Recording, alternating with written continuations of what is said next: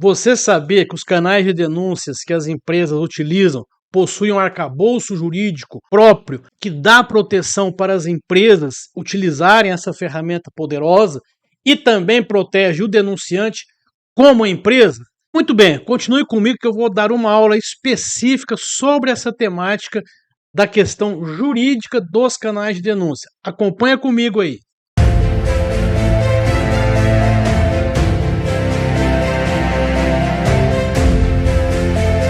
Eu sou o professor Áureo Vieira, eu sou advogado empresarial, eu tenho mais de 30 anos de experiência em integridade, seja no trabalho público quanto no trabalho privado. E eu quero trazer para você hoje uma aula bem profunda no que diz respeito ao arcabouço jurídico dos canais de denúncia. Essa é uma temática importantíssima. Os canais de denúncia são ferramentas vitais para as empresas, mas precisam caminhar sob a ótica da lei, amparados pela legalidade. Então acompanhe essa aula comigo, deixa o seu like, ativa o sininho e se você também ainda não é inscrito no canal da Target, inscreva-se e divulgue o nosso canal. E na nossa aula 5, então, você vai acompanhar comigo o arcabouço legal. O que nós vamos tratar aqui? Quais são os assuntos que eu vou tratar nessa aula? Vamos fazer umas reflexões iniciais a respeito dos princípios, principalmente dos princípios que são a base do direito para linkar essa temática ao canal de denúncia e as leis que precisam ser observadas por uma empresa que vai contratar o canal de denúncia ou mesmo uma empresa que opera, que faz a gestão de um canal de denúncia, tá bom? Então essa frase que eu trago para vocês, eu sempre apresento nas minhas palestras, de um filósofo chinês que viveu aí cerca de 500 anos antes de Cristo, depois ele assumiu, virou um comandante militar, em que ele dizia o seguinte: conheça o seu inimigo. Aqui você pode colocar como conheça o seu público interno, conheça a sua empresa, conheça o ambiente da sua empresa. Olha aqui a matriz SWOT, conhecer aquilo que eu tenho dentro da minha empresa. Se eu vou se tratar, por exemplo, de um concorrente, conhecer o concorrente, mas conhecer tudo da minha empresa e conhecer a mim mesmo. Ou seja, eu conheço a minha empresa, as minhas limitações, as minhas dificuldades. Dessa maneira, eu não vou temer o resultado de 100 batalhas. Porque ele dizia que se a gente não conhecer absolutamente nada ao entrar no campo de batalha, nós vamos perder as 100 batalhas. Se a gente conhecer só as nossas capacidades, só o nosso potencial e não conhecer do inimigo, nós vamos a cada 100 batalhas ganhar 50 e perder 50. No entanto, se nós conhecermos tudo, o lado de lá e o lado de cá, nós vamos vencer as 100 batalhas. E é aqui que eu coloco, eu reputo a importância do canal de denúncia. Ele permite essa diversidade de informação que entra para mim como diretor, como CEO, como condutor de uma empresa. Agora, entrando no aspecto das reflexões, pensa comigo aqui bem rapidamente. Quando eu falo que eu tenho uma denúncia, entrou uma denúncia no nosso canal de denúncia. Então veja, você está lá na sua empresa, o José assediou a Maria foi lá no canal de denúncia, entrou na internet e fez a denúncia do assédio. Quando eu digo que houve uma denúncia, então houve a denúncia, nós vamos partir para a investigação. Nós sabemos que, por exemplo, uma sindicância pode ser um modelo de documento, de procedimento, melhor dizendo, que é usado para investigar. Quando eu falo em investigar, eu vou investigar o quê? A denúncia que entrou no sistema. Essa denúncia, de modo geral, nem pode acontecer que eventualmente não era uma questão ilícita, se comprovou que era apenas uma questão de gestão, por exemplo, de conduta na empresa, mas alguém cometeu um ato ilícito. Então, todas as vezes que eu falar em denúncia, investigação, eu estou falando de uma acusação. E para eu acusar alguém, eu preciso tomar muito cuidado. Eu tenho orientado alguns clientes que isso não é brincadeira. De um modo geral, quem vai tratar destes casos na justiça, né, embora o compliance esteja inserido no campo do direito empresarial, não serão as varas empresariais, serão as varas do direito do trabalho, será a justiça do trabalho. Então nós não podemos andar longe, afastados da legalidade. Então, o canal de denúncia tem que ser algo muito sensível, muito bem tratado, muito bem cuidado, para você evitar que haja denúncias vazias no sistema, porque estará denunciando uma pessoa. Toda vez que eu tenho uma denúncia que eu envolvo uma pessoa, eu tenho que tomar cuidado com uma coisa que chama LGPD, Lei Geral de Proteção de Dados. Se eu atentar contra a LGPD, a minha empresa pode tomar uma multa. O meu canal de denúncia pode tomar uma multa. Então temos que tomar muito cuidado, por isso que é importante treinamento, capacitação. Eu não posso sair por aí denunciando pessoas, atribuindo ilicitudes a uma pessoa, quando na verdade não aconteceu aquela ilicitude, tá bom? Vamos relembrar então, com base nisso que eu falei anteriormente, os princípios que tem que ser observado pelo advogado da empresa. O princípio da presunção da inocência ou da inocência e o princípio da ampla defesa. Veja, você pode ler aqui no parágrafo o que cada um desses princípios nos dizem. O princípio da presunção da inocência, ele está na Constituição Federal, ele está no Código Penal. Eu não posso atribuir nada para alguém. Essa pessoa, ela não pode ser acusada de nada sem que aquilo seja efetivamente comprovado. Por isso que tem que ter um processo jurídico. Então, quando eu digo que o José, presta atenção nisso, assediou a Maria, eu estou atribuindo um crime de assédio, seja o sexual ou moral. O stalking, por exemplo, é um crime. Se eu atribuo isso ao José e isso eventualmente não aconteceu, poderá eu estar cometendo um crime, porque eu estou atribuindo um crime a uma pessoa. E veja, a presunção da inocência é algo sagrado no direito penal. Ninguém poderá ser culpado sem que haja um processo e que aquele processo transite em julgado. O que significa isso? A pessoa foi condenada numa vara criminal, por exemplo, numa primeira instância, ela recorreu, aí não tem mais como recorrer, de fato está condenada, aquilo então transitou em julgado.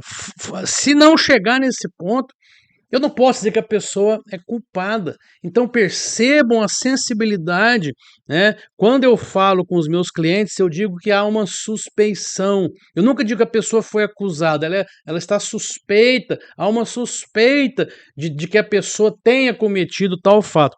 E o princípio da ampla defesa, todas as pessoas, aqui os litigantes, quem participa de um processo, quem está brigando na justiça, quem está com requerimento administrativo, então todo mundo que recorre, que é denunciado, que é investigado, ele tem que ter o princípio do contraditório e da ampla defesa. O que é ampla defesa? Ele pode produzir provas a seu favor.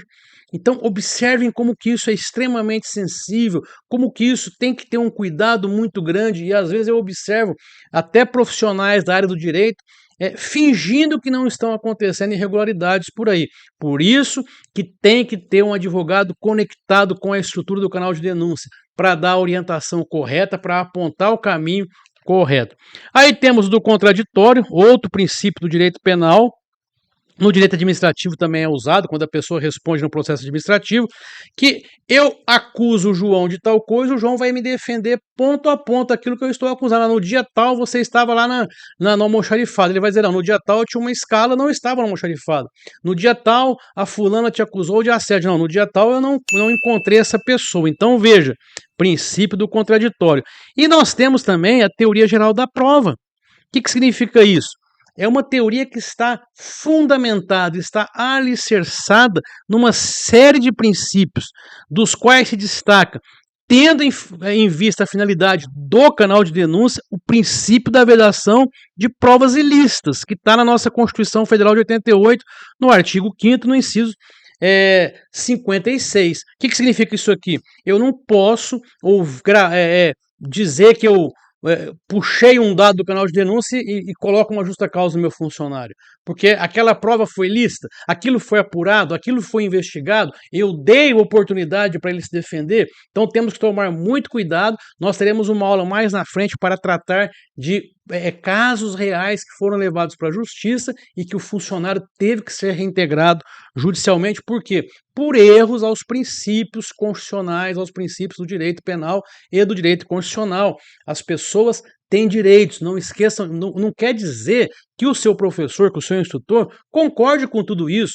Quem errou tem que pagar, só que tem que pagar da maneira correta, da maneira como a lei prevê, da maneira como as nossas leis colocam, como as nossas leis discriminam, porque se eu atravessar uma lei, lá na frente a justiça revoga todo aquele processo e anula aquele processo. Agora você vai acompanhar comigo todas as leis que, de algum modo muito especial, tratam dessa temática aqui para o Brasil. Então, são leis brasileiras, tá bom? Então, aqui está o arcabouço jurídico dos canais de denúncia, ou para os canais de denúncia, tá bom? É uma expressão que a gente utiliza, inclusive a gente usa muito na academia, né, na universidade. Arcabouço jurídico é a estrutura, é aquele esqueleto de leis que tratam de determinada temática, de determinado assunto. Ele congrega ali leis, criando um sistema legal para aquela temática. Então, nós temos aqui a Lei 12.846, que é a Lei Anticorrupção, tá?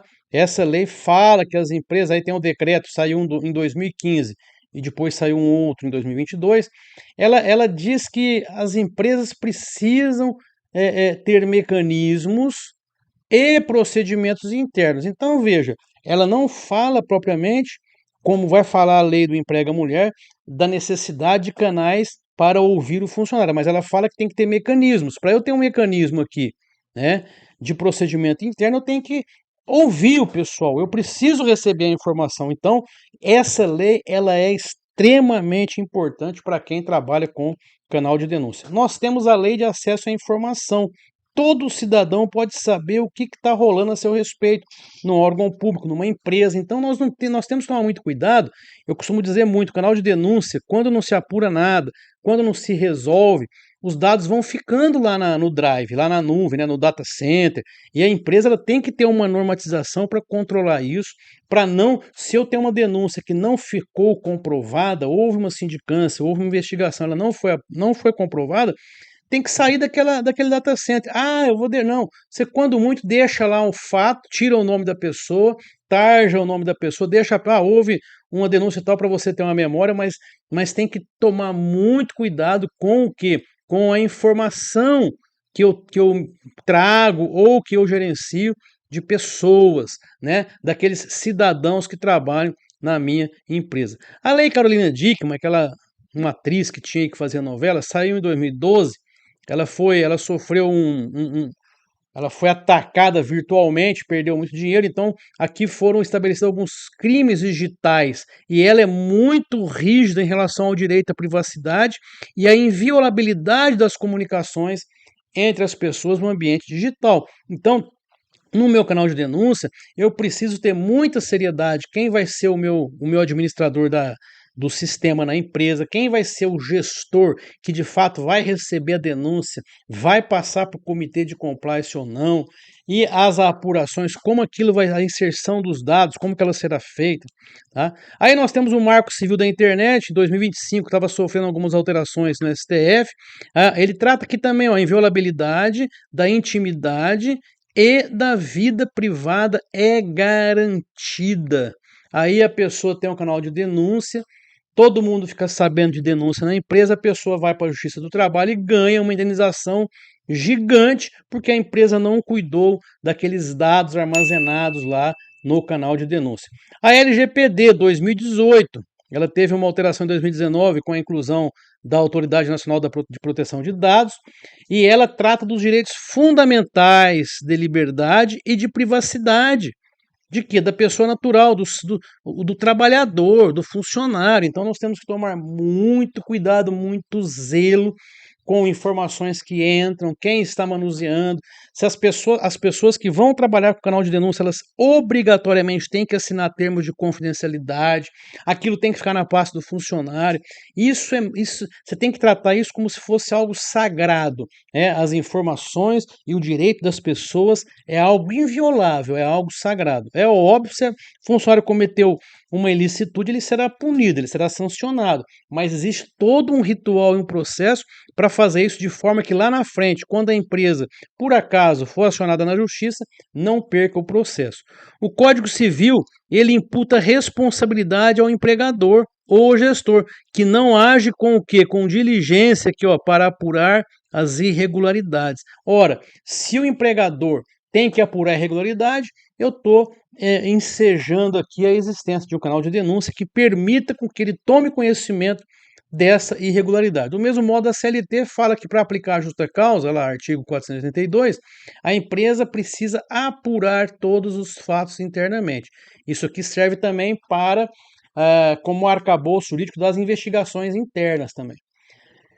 Você tem algumas normas internacionais, são chamadas de soft law, ela não tem assim uma obrigatoriedade do Brasil seguir, mas você tem as ISO 37003, que trata do sistema de gestão de prevenção à fraude, 37008 trata das investigações internas, 37301 do sistema de compliance, que elas orientam, elas colocam sugestões e ideias de como implantar, de como gerenciar o seu canal de denúncia.